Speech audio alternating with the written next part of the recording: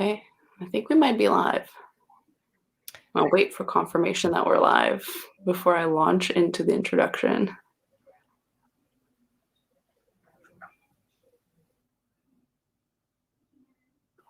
In the meantime, if you can see this, you can vibe with us. We're vibing to the funky background.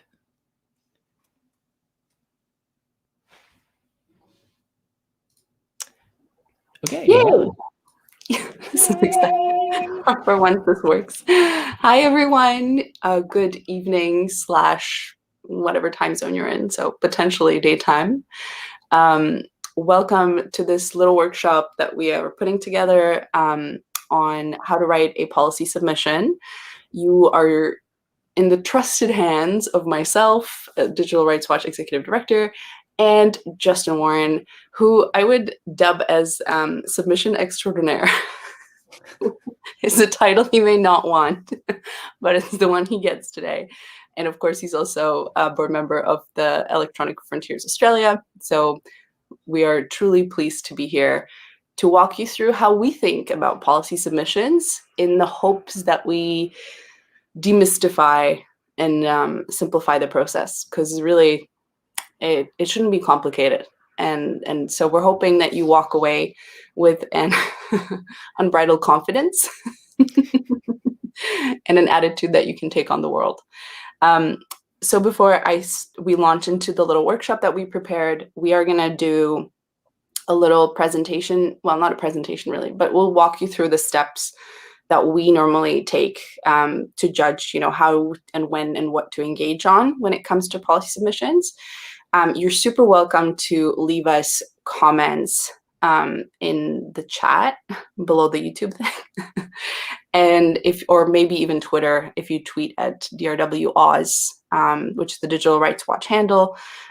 Sam, who's wonderfully handling the green room of this, quote unquote, the green room, she'll pass those on to us. So questions are super welcome at any stage, but that's what we'll do. We'll run through it, what we've prepared, and then we'll launch into whatever questions you guys may have, and then we'll wrap. So it shouldn't be huge, shouldn't be long, but hopefully very informative. And I'll start also just by acknowledging country. I'm not in Australia at the moment, it's daytime here.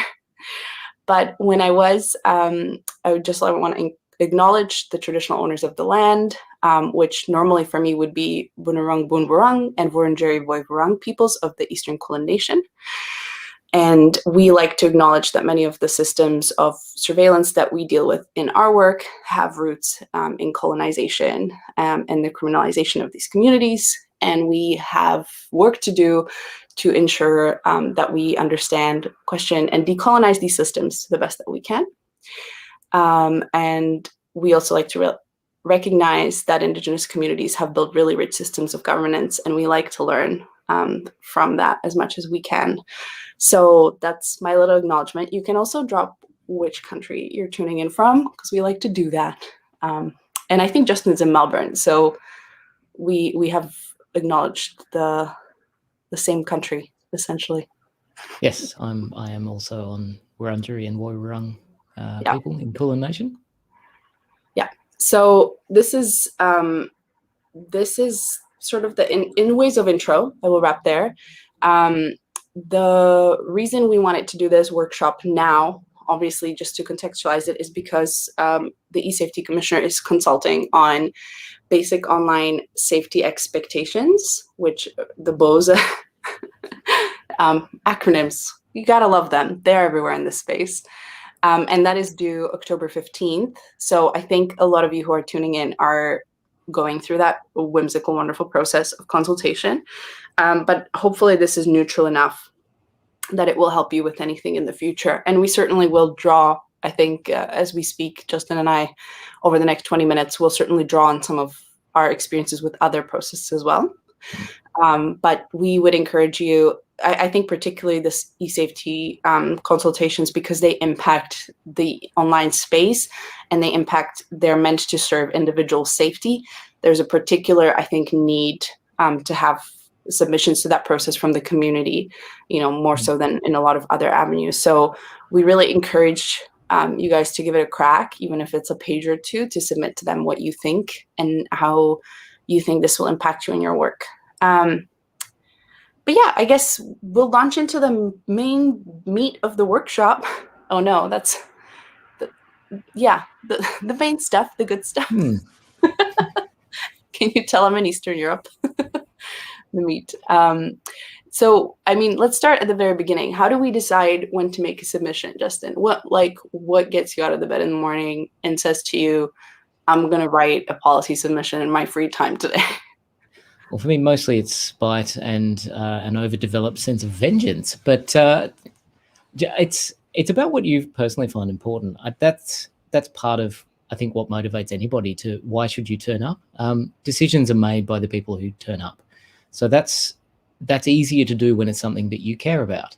From an organizational perspective, we have sort of a portfolio approach. There's a lot going on. There's a lot of these different consultations happen. So we try to be a bit strategic about it.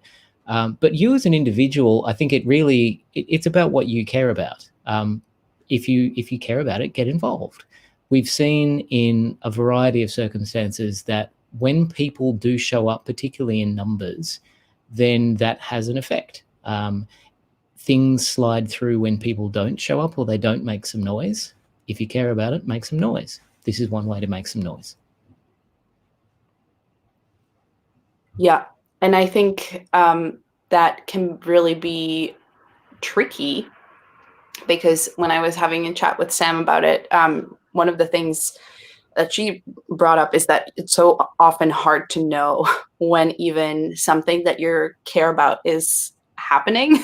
Yeah. And I find that tricky even for us. Like, often people point out, consultations that I should have absolutely known were happening, but they don't happen because there's really no they all come from different levels of government. They all come in different formats. So it's really hard to keep track. But if you feel that way, I would say make sure you follow the groups that do work you care about. So, be it Digital Rights Watch, EFA, or other groups who work in spaces like environmental spaces, for instance, if you care about that. And people will put that in their newsletters to the best ability that they know how.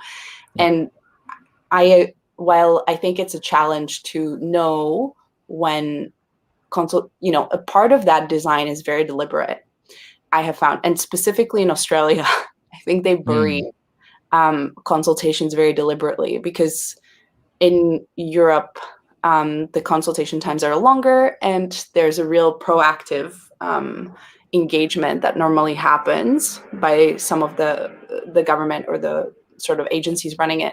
And I think in Australia specifically, they like to bury it. Occasionally, the consultations are really short, right? Just in 2 days. Yes, often they are weeks when they should be. I think best practice, I was speaking with people earlier today, best practice on consultations is generally 6 weeks at least, and longer for more complicated things. Here we often only get notice of a few weeks, maybe 4 is a long time, which is a little unreasonable.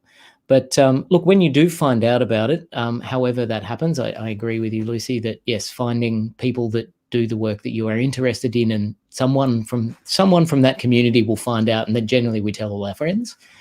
That is the best way we have at the moment. I am speaking to some people about trying to build something that would maybe create some sort of alert system that would make it a bit easier, kind of crowdsource this thing where we can send out a blast. Hey, this thing just dropped, kind of cool, maybe get into it. But essentially, when you find out that there is something that you want to respond to and that you think is important, I think that's where we need to go next, Lucie, is break down, okay, you've decided that this is something that you care about. You want to do a submission, now what? And I think that's the super important part. It's not like you're responding to a consultation or you're writing a submission. You're think of it as your response to the proposal, to whatever's happening. So I think it can be daunting as a term, because you read organizations, we spend hours, if not days, writing ours sometimes. But as an individual, it's really easy to be daunted by that. But I just think if you read it or if you see something, I keep using us as an example because we're here and this is Justin and I running this show. But if you read something that we do and you're concerned about it, the submission can be as simple really as saying, I live here in this electorate and I'm incredibly concerned about this proposal. I've read the opinion put forward by EFA or Digital Rights Watch, and they bring up A, B, and C that I'm really worried about, how it's going to impact me and my community. It can be that simple. And then you might think that doesn't matter, but it's to go back to what Justin said, the numbers do matter when people show up. It does matter. And specifically when people individually make a small effort, it matters a huge lot. So yes, in the past, we've done Digital Rights Watch, but also other groups, and I've worked with other groups where we've done this, sort of letter writing campaigns where we put forward some sort of template and let people submit it. And the reason I'm not a huge fan of it is because you end up with a lot of the same stuff. And when they see it, they tend to filter that out. So even though it's nice, it was nice during net neutrality to send tens of thousands basically of letters from individual people. It just made the regulators really frustrated. So that individual, in a way, if 7 people make a small effort and submit a page or two of hey, I've heard this, I'm really concerned about this as an individual citizen, and I think this is the way it might impact. We'll go into what you should include in that in a little bit. So I'm glazing over this, but that I think can have a huge impact. Yeah, I agree. It's a small effort. It's not a small effort. You actually have to know that this happened, write a document, send it to them, even if it's just a 1-page document. That's some effort, and they know that. So when that comes through, it's the same way that politicians respond to phone calls to their electorate office, because most people don't. So just showing up and doing that small amount is a big deal. So just, if you've managed to do that, you write 1 page and send it in, give yourself a big pat on the back, or, reward yourself with chocolate or wine or, cheese, whatever you particularly like. You deserve it. You actually put in some effort, and that's great. You should celebrate that you did that effort. Congratulations on participating in a democratic system. Yeah. Yay.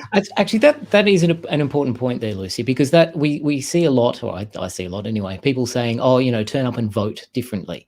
It's democracy is a process. It's not just turning up once every 4 years and marking one bit of thing on a piece of paper and then saying, hey, I'm done. Democracy is turning up and doing stuff regularly, getting involved in these things and helping to craft what happens. If you don't, I guarantee you there are very well-paid lobbyists who are doing this every day, who are helping to craft what the legislation looks like. So if you don't show up, they have full run, and they will get whatever they want because there's no opposition. Yeah. And so that's depressing, but that's, it is. Well, it could be depressing, but it's not, because it means that actually there's a lot of scope there. There's not that many of them, so we outnumber them, and the effort required to turn up is actually not that bad, which is what we should get into, I think, is just go, right, how do you do, what's sort of the minimum you would need to do to put in a submission and go off and get your reward cheese. Reward cheese. I love it. It's going to be some inside joke on Twitter. We're just going to keep posting about reward cheese. Yay! Yeah, reward cheese. But it's such an important part, and it sucks that it's so complicated and complex, and it is time demanding. So, you have to follow groups. You are probably going to want to read over the proposal or white paper. Sometimes it's already a legislation. Sometimes it's like a consultation paper. They can sometimes be hundreds of pages. You don't have to necessarily read the whole thing. I humbly suggest you read the summary and go off and then keyword search it. But okay, so before we launch into how we actually look at, reading and analyzing a document in front of us, what do we expect from a consultation, I guess, is useful to say. So we put in so consultations are important because as Justin said, like there are lobbyists who are paid to say certain things, and it's important for individuals to be heard. And it's very easy for, all of us to get sidetracked in those systems. And so, but then what happens, we do hearings is what we do as organizations, often on the back of those consultations. But as individuals, you are very likely not going to be invited to do a hearing. It will probably be the organizations. Or if you are, you can just defer to it, like to an organization to do it, is my recommendation. Did you want to add anything onto that? No, not particularly. I'd say that's sort of the more advanced version. I think we can leave that to a future workshop where we go into how to prepare for a Senate hearing. Where they It's ask not weird as stuff. bad as you think. The second one's easier than the first one. It's not as bad as you think, but sometimes it's also worse. Yeah, it's easy to start. It's once you've started, it gets easier. Yeah. And that's really, starting is the hardest part. So once you've started, I was going, okay, you've decided you're going to do a submission. What do we do? And the first thing is really look at what it is that you're responding to. I think you alluded to that, Lucie, which was to have a read of whatever the proposal is. So similarly to a lot of templated responses where it's all pretty generic and you've just said, sign here, and they get thousands of them, feels a bit spammy and it's easy to kind of discount it. Similarly, if you just go off on a kind of generic rant that doesn't talk about whatever the scope of the inquiry is, again, it's easier to ignore you and say, blah, blah, blah, I'm really annoyed about this. P.S. I am not a crank. That tends not to actually work so well. So read the actual submission at least a little bit, understand what the scope of it is. What is this thing about? And then look for the things that, what is it that got you fired up in the first place? What is it that you care about this topic? And then find that one thing somewhere in the scope of what they're talking about. And that's a place to begin to say, right, well, what is it that you care about? Can you respond in a way that addresses the scope of the thing? So generally, let's take the example of the basic online safety expectations. So this is about online safety. So offline safety, probably not something that you need to concern yourself with. It's about the online world, and it's about this part of the basic online safety expectations, which is part of the Online Safety Act. And this is a bit of legislation that was passed very quickly, unfortunately, earlier this year. And it sets out that there will be some regulations that are put in place by the minister, which is under a thing called a determination. A lot of this stuff you get familiar with when you read a lot more legislation. I didn't until a few years ago, and now I know these things a bit. So this is something which they're proposing to do. So what you would look at is, okay, well, what exactly is it that you're proposing to do? Reading the discussion paper is a way to find out what that is, and then find something in there that you either agree with vehemently, and you can say, yes, I agree, I think this is excellent, you should definitely do that. That will give them encouragement to do that. If there's something, which is generally what happens, is more likely is that you don't like it, be specific about what it is that you don't like. What is it that has been proposed, and what is it that they're talking about? They've said generally, we want to do this because we think it's important for these reasons. Talk about that. Why do you disagree? What is your personal experience? Bring yourself into what you're writing about. It's much easier to write about something that you care about and is your own experience than to start trying to worry about abstract legal wrangling weirdness. Leave that to the fancy lawyer people. They like doing that. We are not, just to be clear. And I think that's a wonderful way to put it. Just keep it simple and to, the sort of things that you want. And I also always think about it structurally too. Like, I think it's so easy to get sucked into this. Well, this is the system. Now, this is the way it has to be. But if you want to submit to the basic online safety expectations, for instance, and you take issue with the way that the commissioner is set up or the powers that she's given, you can raise that there. You don't have to. I think so often I find that hard because people will start arguing with the logic of the text, and they've accepted like the framing. So if Yes. as an individual it doesn't make sense to you why there's like this office who gets to make these decisions, and you don't feel like it's transparent or accountable in any way, you can say that. You don't feel like you have to be bound by what you're being like. Just consult on this. What do you think about this opinion in particular? So I do that with surveillance too, but it's always important to just look around and be like, where do I sit as an individual? And I guess this brings us to, what do we look for when we go through legislation? And I always try to view it from the perspective of here I am as me. I obviously have to look at it systematically as a part of work. Like I have to look at bigger things. But when I do a first read, I tend to think, what do I as an individual, like how will this impact me?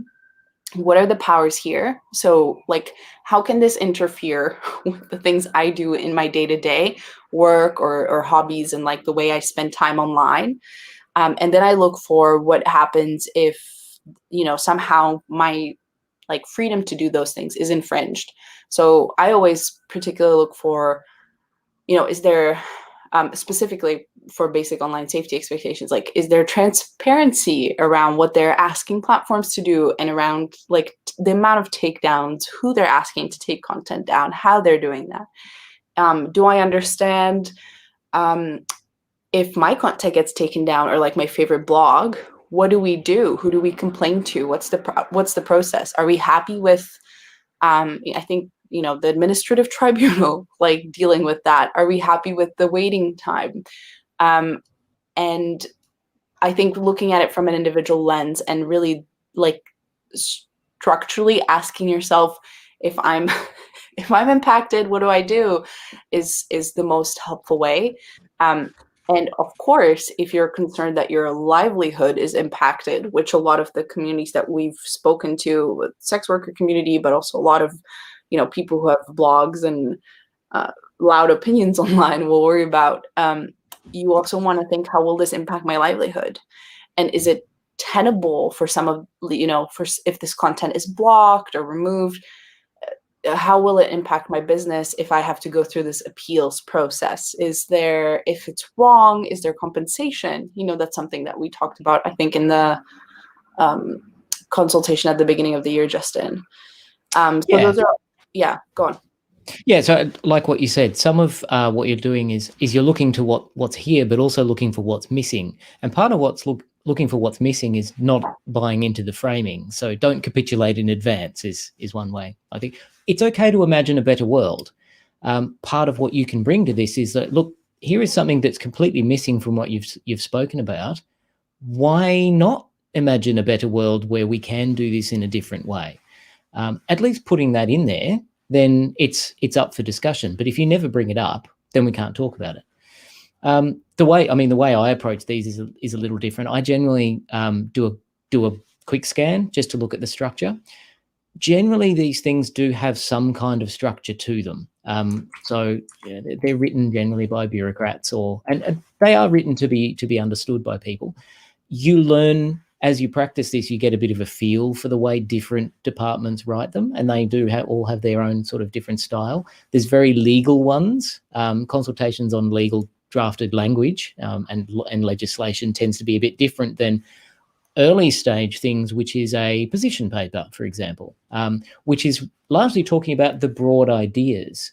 So when this first started, we were talking about the concept of online safety in general terms. We had consultations about those. And that was really about, well, when you say safety, what do you mean by that? So some of what we were talking about was, look, you need to decide, tell me, what do you mean when you say safe? Safe from what? Who is safe? And when you say that something is harmful, what does harm mean? In what way is this harmful?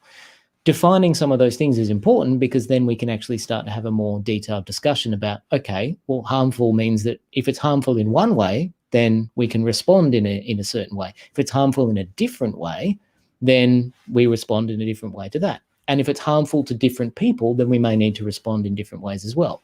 So in this case, so basic online safety expectations, there's a lot of talk about harm to children, but there's not a lot of discussion about children being different. So under the legislation, a child is anyone under the age of 18. They're generally minors, but someone who's 17 has a very different ability to deal with the world without supervision than someone who's 3. And one of the points that we make is that it's not reasonable to treat a 17-year-old as if they're 5. In fact, they'd be insulted. So we need to have a more nuanced understanding of how do we protect people online from harms when they're 5. It's very different to the way that we would deal with people who are 17 or indeed 42. So that needs to be in there, and that's an idea that you could put forward. I've ranted a bit. I'm about to bring up the online safety expectations bit itself, Lucie. Well, do you want to have a chat while I have a quick scan? Oh yes, sure. Okay.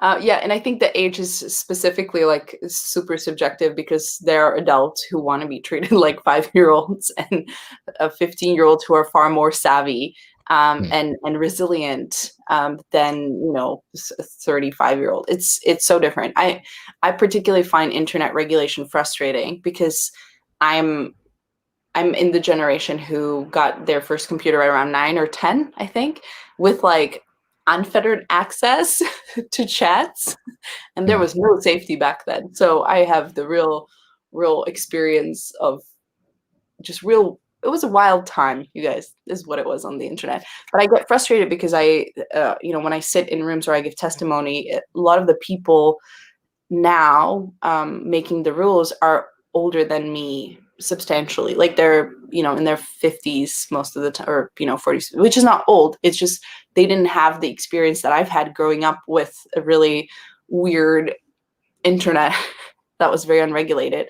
And I find it frustrating because they always say things like, oh, this impacts children in this way, and children need this and this and this. I'm like, look, I grew up with the internet. Like I grew up in those chat forums, and it was a scary time.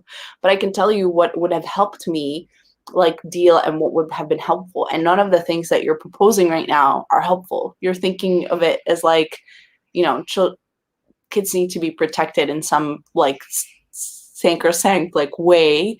But really, kids want to make their own decisions, but they want to make them smartly and they want to be empowered. And so that's, and that's the beautiful thing about making submissions. You get to like draw on personal, as Justin said, you could see how like furious I got about that, but like draw on that personal fury. If your experience is fundamentally different from the people who are writing legislation, and this can be really any legislation. I feel very strongly about surveillance because I was under surveillance at one point in my life.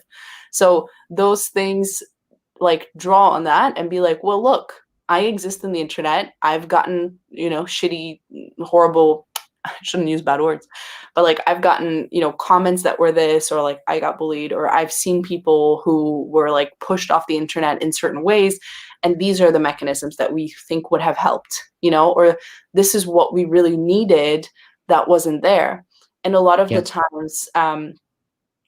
times, actually, it's legislation that fails in certain instances. Like it didn't quite meet the threshold for criminal behavior by this and this person, and so we're talking about like removing them from the internet, but they're never actually, charged or anything for using, hate speech and slurs and death threats and things like that happen online all the time. So you can, this passionate rant. So drawing on those frustrations that you feel or cases that you're seeing is so important. Yeah, and there's a couple of things there, Lucie, that I'd really like to point to, which what you said was excellent. So the two parts are speed up. So one of the things there is the personal experience that, as Lucie points out, the people writing this legislation, or ideally the people consulting, are looking for your opinion because they don't have that perspective. So providing that perspective is fantastic. So your personal experience and how this would impact you and what you want to see done, that's really good. Similarly, understanding how this can go wrong. A lot of the time I see good intentions, but a lack of understanding about how this can actually go wrong if it's implemented in the way that they've suggested. So in this case, and riffing on something Lucy pointed out there, so the concept of online brigading is a thing that most of the people writing this legislation have no idea about. This is something that only people who are extremely online generally sort of understand. The thing where the mechanism that is used to report bad behavior actually gets gamed by people who enjoy doing it and brigade on this and cause someone who actually hasn't done anything wrong. They get forced off a platform because of some minor transgression which is taken out of context. And that kind of very deliberate behavior doesn't really come up when people are talking about how they should regulate these things. So what could possibly go wrong? Those are things where providing that concrete detail can help highlight how you have to be very careful designing legislation, and how there are a lot of people who will actively use the legislation that gets written in order to then go and harm other people in very concrete ways. So these are all some of the things that we've been trying to point out to the E-Safety Commissioner with limited success. Yeah, I think I was particularly adamant about the cyberbullying scheme, because the way it was drafted is it can be so easily turned exactly the reverse way, as you point out. So yeah, that's, and I think we should get to the content of the submission basically, because we've already kind of touched on it. But I will just say also, when you're looking through, like, if you are overwhelmed, keyword searches are a big friend. I always look for keywords. And I just wanted to bring that up because, you aren't less of an expert if you're not reading the full 2,000 pages. No, but sometimes there are thousands of pages. So, did I cut out? No, we just got a question. Oh, okay. Whew. Which is related to what you're saying. So. Yay. Oh yeah, perfect. Hello. Do I read legislation in full from start to finish, or do we pick out bits? Like, yeah, well, I mean, it's my job, so I do tend to read them in full. But when I'm interested in something, I can also just skim. And I would read the summary. There's normally an explaining memo that comes with it, which specifically for legislation, that is. White papers are different, or like opinion papers, that they put forward. They're like, humbly, we request feedback. And then they say they've consulted with community. Legislation tends to come with an explanatory memorandum. And that's an interesting place to get the context and what they envision the legislation to do. So if you're not a particular legalese person, the memorandum might be more helpful to help you understand what they're trying to do. And then you can, from the memorandum, you can pick certain keywords or something to look for. Keyword searches are interesting, even for like the cybersecurity strategy, understanding that,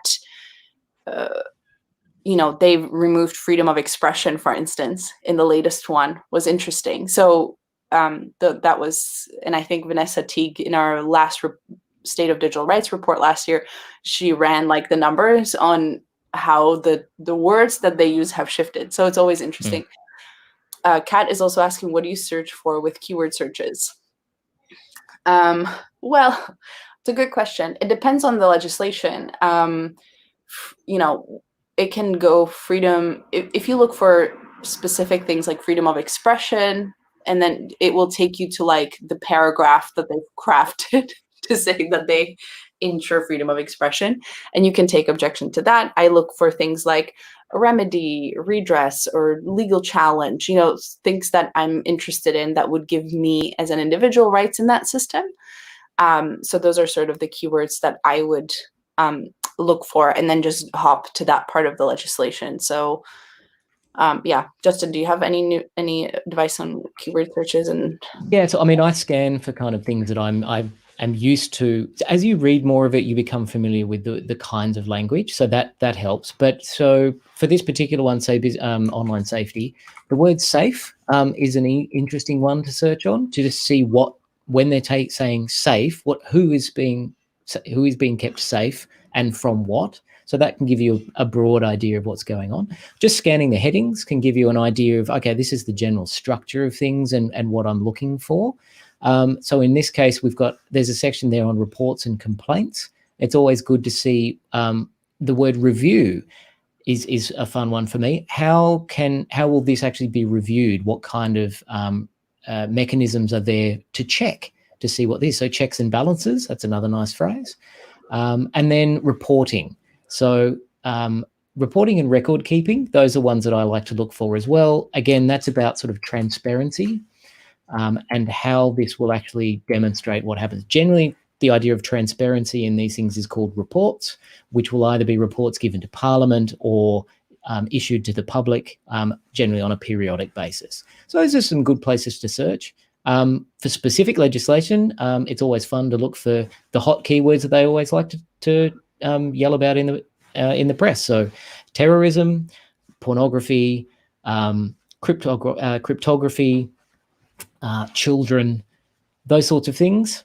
Have a search through the document with that. Control F is your friend. These are often downloadable as PDFs, which you can readily search through on a computer, which is a lot easier than trying to flip through it when it's printed out. That's a good place to go and find where to start. Yeah, or a keyword like privacy, which if you're dealing with something like basic online safety expectations, if privacy is not coming up in the context that you want it to, i.e. it's mostly mentioned as a hurdle to overcome, then, you know, an encryption is the same, then that's a flag, and that you can bring that up, that you're concerned that there aren't enough safeguards around privacy, and you're concerned about the emphasis being that it's, you know, a hindrance, specifically technology that would enhance privacy is a hindrance rather than what it is, which is an essential part of us being safe and secure online. So those are all helpful. I'm keeping an eye on time. I'm really keen to move. I was just going to say, should we get to the actual like structure of here's what you should put in? Content of a submission. You're upset now with us about the internet being regulated in a way that doesn't make sense. What do you do now? How do we structure the content of a submission, Justin? What do we do? So we have templates, so we've done one. So if you're keen on doing this, take one that you did previously and just reuse it. That's a pro tip. First time people haven't done it. No, first time they haven't. So basically it's a letter. In most of these, so we have a kind of cover letter, which is I like old school lettering thing, which says who is it from, which is you, which goes on the top right. Who is it to, and that you can just cut and paste that from whatever the consultation site. So there will be a website or a document that says how to make a submission. You want to go and find that. That will say how to do it. Either it'll be online, it'll be through email, or there's usually some other options as well. But generally we do them through an online submission process or via email, and that'll have how to address it. You know, who should receive this. Cut and paste that little title block of who to put it in, and then Dear Commissioner or Dear, I don't know, who else is there? Dear Department, relevant Mr. Committee. Make up something like that, and then generally what we have is just that cover letter, which will say, you know, thank you for the opportunity to provide a submission. You might want to say things like, are you okay with it being made public? So you might want to put that in. So on the online forms, there's often just a box you can tick rather than having it in the letter. But in some cases, you want to tell them, I'm not okay with you telling anyone who I am. This should be an anonymous submission. Or, yes, I'm okay with it being published online, but please redact any of my personal information, like my personal phone number. I don't want that on the internet. Put that in the letter, and then just a signature block to say, thank you. And generally sort of in one of the paragraphs, just say, the submission is included below, and then start the actual submission on the next page. That gives you a nice, neat cover letter that they can easily remove and then put the rest of the submission online or to publish it without having all of your personal details there. Yeah, and then in the actual thing, always start with a summary. Cut to the chase. Don't bury the lead, as they say in publishing. Put the most important summary idea up the front and write this last. Once you've done everything else and you've written all the detail and you've gone, oh, I'm really angry about this, write all those thoughts down as you have them. Edit later. Once you've edited everything together, what you do at the end is go, right, there's only one thing that I want you to remember. What is that? And write one paragraph about that. That's your summary. If you throw everything else away and just send in that letter and that one paragraph, you've done enough. That's so if you're running out of time and you've got a submission deadline of like tomorrow, give yourself a break. Like all the work that you've done and the draft is horrible and you hate it and it needs a lot of editing and oh God, this is all horrible and over. It's like I live this every day. I hate my writing. All you have to do is write one paragraph and you're done. And then you can go and have your reward cheese. Back to the reward If you cheese. want to do more than that, if you wanted to, does it have to be polite or can you get really angry? I like to put a bit of spice in mine. Depending on the forum, there are certain forms that you generally follow. Like lawyer language tends to be very polite, and there are certain little euphemisms they have for when they're really grumpy with each other, but can't actually call each other names or swear.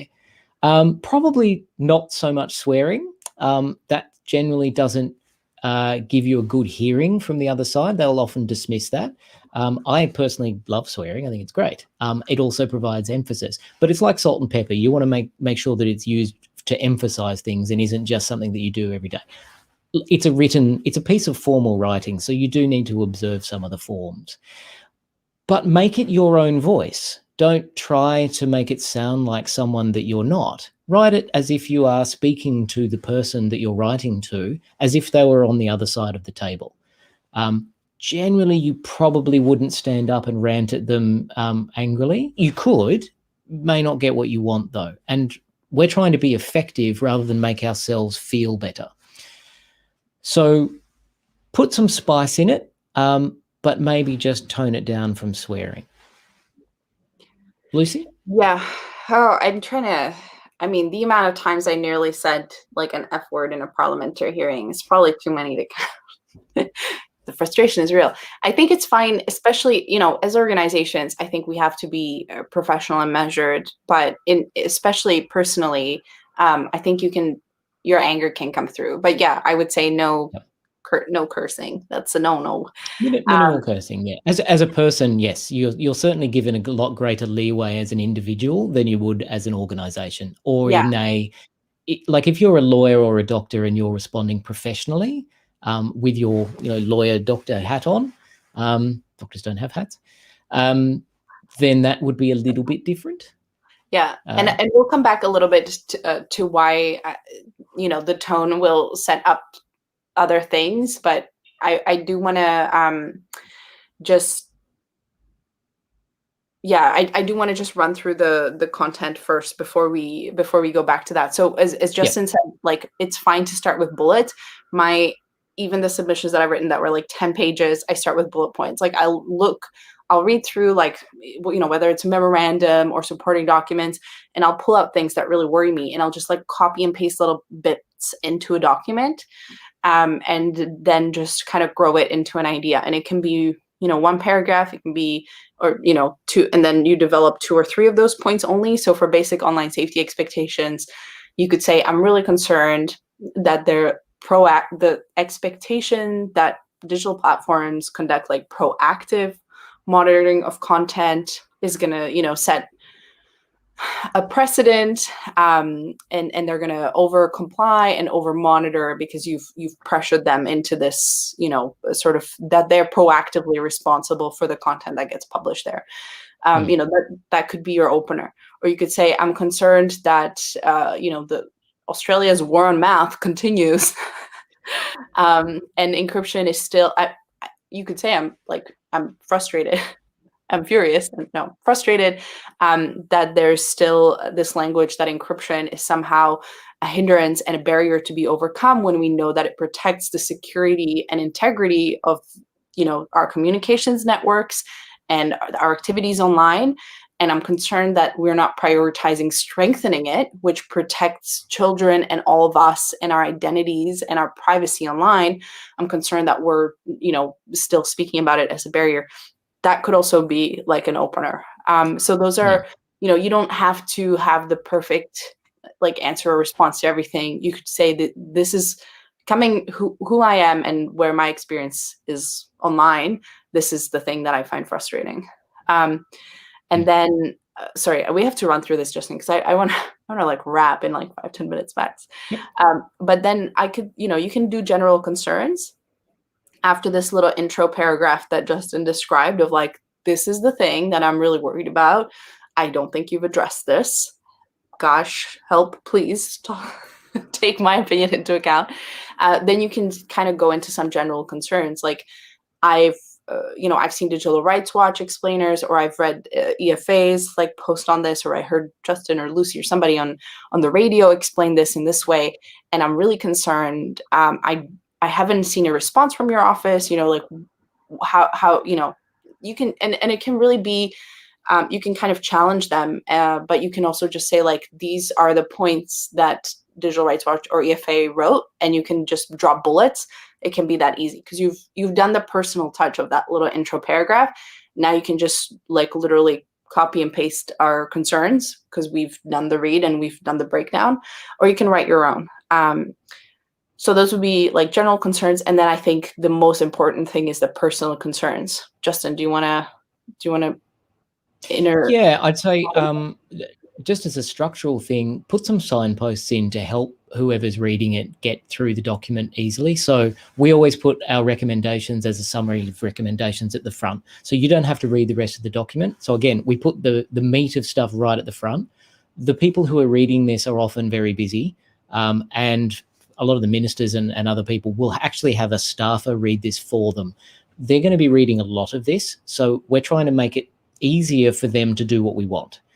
So if I can make their job easier, then putting in little signposts, putting some structure in the document, good headings that summarize what's going on, pointers to how to find the information. So then, like we did with the consultation, we scanned it. They're going to scan what you read as well. So if it's more than a page, they'll want to be looking for certain key things that they care more about than other things. Make it easy for them to find. Yeah, that would be the main thing.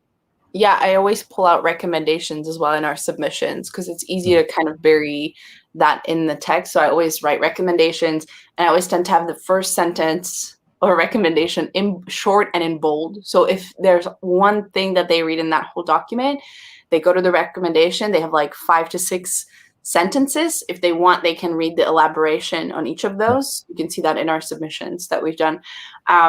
But that's a really good way to stick, so just like bold 1 or 2 sentences in that submission that might grab their attention, and then they read a part around that. But that's I think specifically, if you're an individual writing a submission, it's going to be shorter. So you won't maybe have to strategize as much as we do through this, but that's the place. And I would advocate for that, is to write a short one first.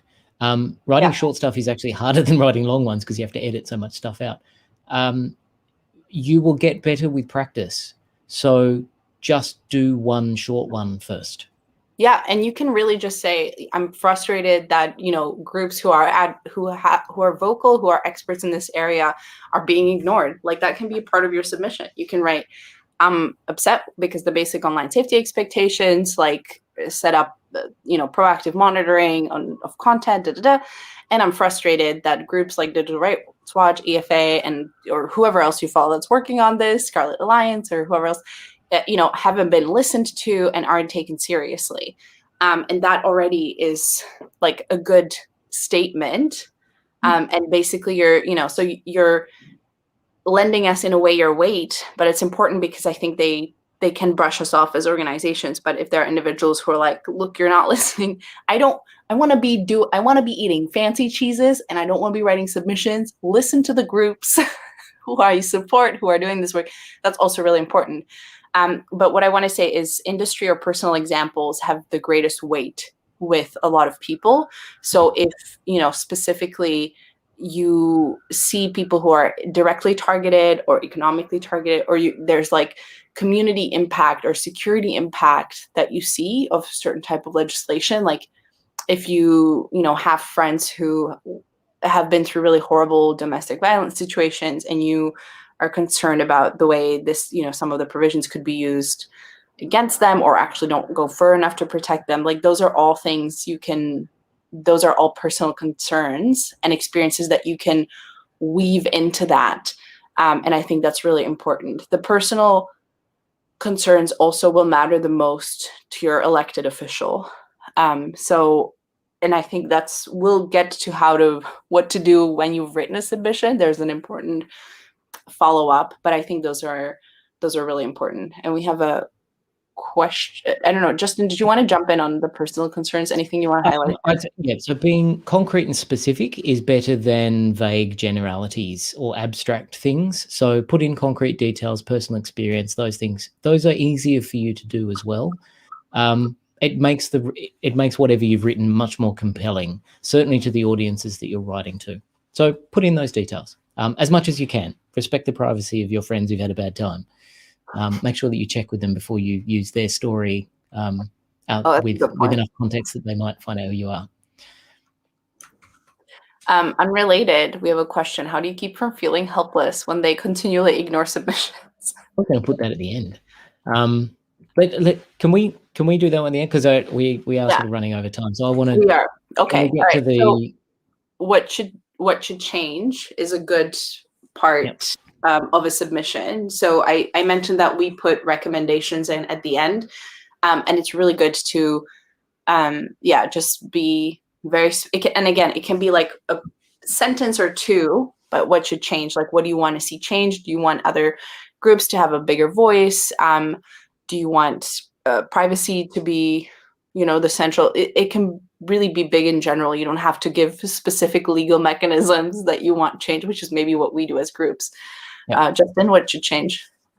What does good look like?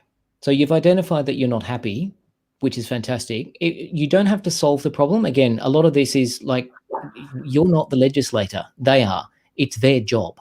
Part of their job is to listen to you and your concerns. Describe what good looks like or feels like to you, but leave the specifics of the mechanisms up to other people who, quite frankly, it's their job and they should be able to do it. If you have specific suggestions of what that mechanism should look like, and if you've got citations that, evidence to back it up, so much the better. But if you can describe a little bit of what they should do instead, then that's actually better than just describing that I don't like what is currently going on. Describe what good looks like. Yeah. And then, to the extent that don't feel the need to solve the problem, but do to the best extent that you can. And then the part that I put in here is like, make a splash, because I wanted to talk about, I think it's very easy. And I guess this might actually go to answer your question. The question that came up in the chat is, it's very easy to just submit this letter or your opinion to this consultation, but it can feel a little bit defeating and they tend to ignore the things that are written. So I think it's important to figure out you've put in all this work already. You've watched this darn workshop. You've written the dang thing. Share it with I put a few thoughts down. Share it with organizations who are also working on the topic. Like, if you share your submissions with us, we are going to be delighted. Sam and I are going to rejoice. Justin and his team are going to be thrilled that people care. We love when people send us stuff like that. But it also, when we then testify, because we actually set up meetings and have follow-ups, we can bring up specific things and specific submissions from the community, which we don't always see until they're published sometimes. So that's really great for us. But also, make sure to send it to your MP, because they play a key role in a lot of online stuff. Like, they receive the reports from these agencies. They make decisions that put these people in charge of regulating the internet in a horrible way. And like, just because they've passed the Online Safety Act doesn't mean they're off the hook. If you're still frustrated and there are parts of this that frustrate you, your MP is the person you can go yell at. And I guess laws can be repealed. Laws can be repealed. We can change it. They really don't feel like these issues are election issues.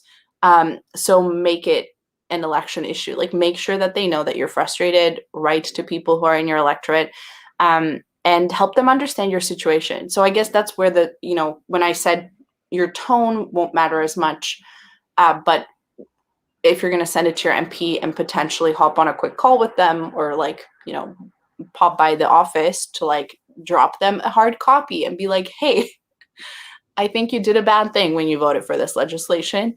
Here's the submission I just wrote to the e-safety commissioner, and I think you should be concerned about that. That can be the extent of it. But that's the only place I would say that tone might matter. So make sure you're ready to be frustrated at someone in person, which can be very confronting. Yeah. Ideally, this is something that you're going to put out in public as a piece of writing. So you want it to be something that you can be proud of. So you don't write it Friday night after a session of beers and then send it out constantly. You probably want to reflect on it a little bit.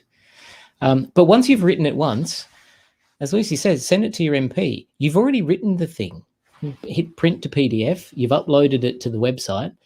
Find the email address for your MP and just send it to them as well, with a short note in it that just says, I have written this submission to this inquiry. It's an important issue to me. I live in your electorate. I use my street address or something. Hit send, because then they'll know that of someone who might vote for them or might not vote for them is concerned enough about this and went to the effort of A, writing the submission. Remember, this is a big deal. Most people don't do that. And B, sent it to them. Again, most people never do that. You've already stood out then. And then the third one, like as Lucie said, share it with us, absolutely, but also share it more broadly. If you're comfortable doing so, share it with your friends, like share it on social media. Show other people that this is occurring. Partly that's to encourage others. And you say, why do we even bother doing this when it can be demoralizing at times? Sometimes it can. What keeps you going is that other people care. You're not alone. So share what you've done to shine a little bit of light in the darkness, your little candle there that shows other people that they're not on their own either. I've done a whole bunch of silly things like writing FOI requests, and I get people who tell me that they've written their own one, or they've just said, this is really interesting. Thanks for writing that. I get a huge buzz from that. You can get that too. Someone else will notice that you've done that, and they'll be inspired by you to go and join in. And that's what we want. So share that you've done it. Yeah. And look, honestly, I have a whole bunch of little sticker things. So, if you've written your first submission, let me know, and I will see if I can find a way to send you a sticker. I love it. Fancy cheese and stickers is all you get. You'll have to buy your own reward cheese, but I can arrange stickers. I don't want to stickers of gratitude. I don't want to get in trouble promising people like unpasteurized French cheeses. No, we're not allowed to have those nice ones down here. Yeah, look, sometimes you really can't control what people are or aren't interested in, and what, like, I write a lot about surveillance and things like that, and it's not always like the sexiest thing, but sometimes, the circumstances are right, the planets are in retrogrades at the right times, and people will share something really, and it will kind of go really widely. You really can't predict where public's attention is going to be, but building that like little community of people, I think, is really great. And people forget, I think people have a tendency to think that movements are like this wonderful, magical, huge thing that like just is there. But the movements are like built by people. And I'm always fascinated by like looking, at the climate activists who prevented Tasmanian's forest from being cut down. That was just a group of people with walkie-talkies who were like, we're going to chain ourselves to trees.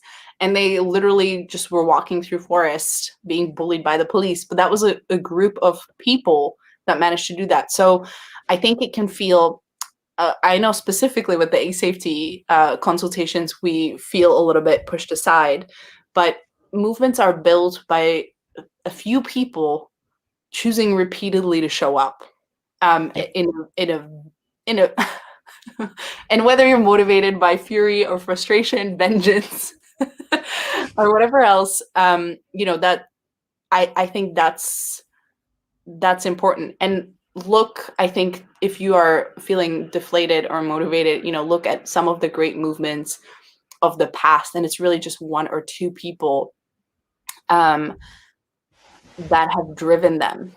So be one of the one or two people who drive your little group of friends, and when enough of us do it, that's when the movement becomes. So I think it's easy to get deflated, but you have to find the internal you have to find the internal drive, because no one's coming to tell you you have to do this and these will be the great results.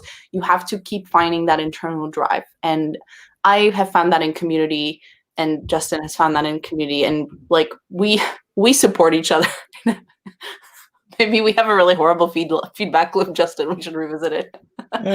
But we like each other's stuff, and we're constantly encouraging each other, and we have calls, and like I find that really encouraging, that there are people who I respect and who I love that are like here with me, who have the same thoughts. I find that deeply like encouraging for my work. Yeah, you don't have to do everything. Turning up and doing a bit is enough. And you don't have to turn up for everything. Turning up some of the time, most of the time is good. Again, the decisions are made by people who show up. All right. But if you're tired and need a rest, that's okay. This is a long, long relay. So we do this for a bit, and then we pass it on to whoever comes after us, just as other people were doing this before I showed up, and I picked up the baton from them, and I will put it down and give it to someone else when I'm tired, or I've had enough, or I'm too old, or whatever. And other people will continue it on. This is a process. There's no one and done. We have little wins. We have the occasional defeat, but this is just how it's life. It's democracy. Yeah, and really the government doing it. Yeah, and the government has been trying to ruin the internet since the 90s. So there's always been a resistance. It's kept it okay for now. So I have great faith in us. Justin, we got to wrap, because it's on the hour, and people probably want to get dinner or have drinks or not listen to our faces talk about submission. You guys, I'm so sorry. We definitely have run out of time. Well, sorry, I'm trying to read a question and talk at the same time, which is not the way people want more information. Where should they go? So there's a great explainer at the DRW website. There's also a thread which has been linked a couple of times on Twitter that I wrote up about basic online safety expectations. I will try to turn that into a blog if I haven't already, which we can hopefully link to more succinctly. Keep following us online and talk to us. If you run into trouble and you want some help, just give us a ping somewhere, send us an email. We're happy to help. Yeah, I want to see some submissions. If you guys are like, hey, can you have a look at this? Send it over. We'll have a look. Yeah. And we're here to chat. We're not just as groups, like we don't just, we want to engage with our community. So if you guys are like, I'm really desperate, like reach out to us and we'll set up a little chat. We'll set up a little call or something, and we're always here. Or you can tweet at us. We don't have to speak on the phone. I know that's actually terrifying to a lot of introverts. I apologize for putting you guys on the spot like that. You can tweet at us.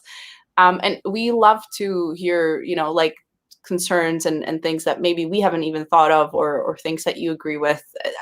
Yeah. We're here. Write submissions. So go right. So for everyone who's watching this, you've been thinking about it and not quite sure, I would like for you to just think to yourself, when you go to bed tonight, or you look in the mirror, and then the next time you say, just go, I will write my first submission. Doesn't have to be big. Like I said, 1 page, half a page, just a summary paragraph, that's enough, and send it in. Please do that, and then reward yourself with some reward cheese or beverage or whatever else that you like. And let us know so that we can celebrate you. Yeah, with #reward cheese. Our own reward cheese and wine. All right, you guys, thank you so much we hope these ranty, fury-filled minutes, well, 1 hour really at this point, were helpful. Justin and I are on Twitter, so feel free to find us or follow EFA and Digital Rights Watch. And yeah, we are here to listen. Thanks for tuning in, and have a fantastic evening. And we will see you on the internets before they break them.